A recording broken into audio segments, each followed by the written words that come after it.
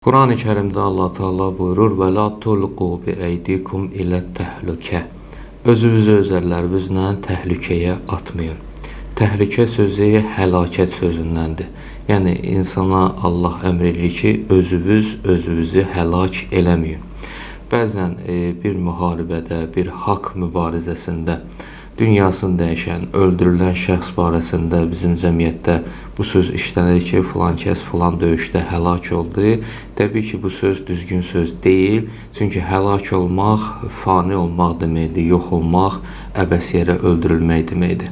Amma həmin şəxslər haqq uğrunda mübarizə aparıb öldürülüblərsə, Quran-ı Kərim onların barəsində şəhid sözü işlədir. Yəni onlar ölməyiblər, diridirlər, şəhid olublar.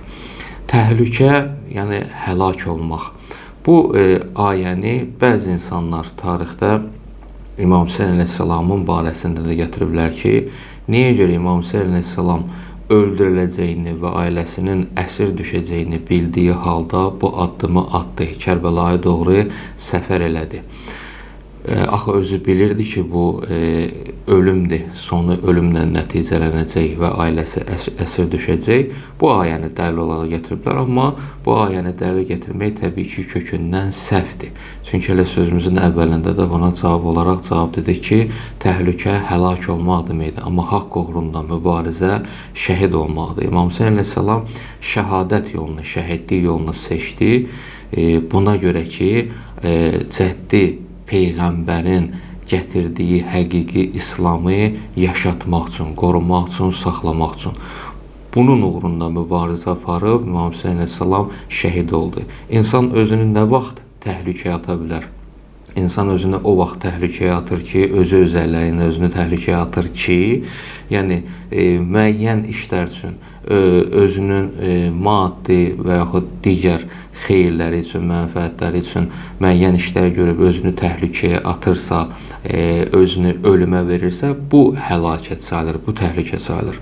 Amma dəyərlər üçün, böyük işlər üçün və böyük məktəbin, İslamın, dinin, vətənin qorunması üçün, yaşaması üçün insan özünü fəda eləyirsə, bu özünü həlak eləmək yox, bu özü böyük bir işdir. İnsan özünü, belə deyək, şəhid eləyir. İmam Hüseyn əleyhissalam da nəinki öz canından keçdi, ən yaxınlarının canından keçdi və ailəsinin də əsir olmasına, əsir düşüb əziyyət çəkməsinə razı oldu. Buna görə ki, cəddi Peyğəmbərin dini, İslamı yaşasın deyənə.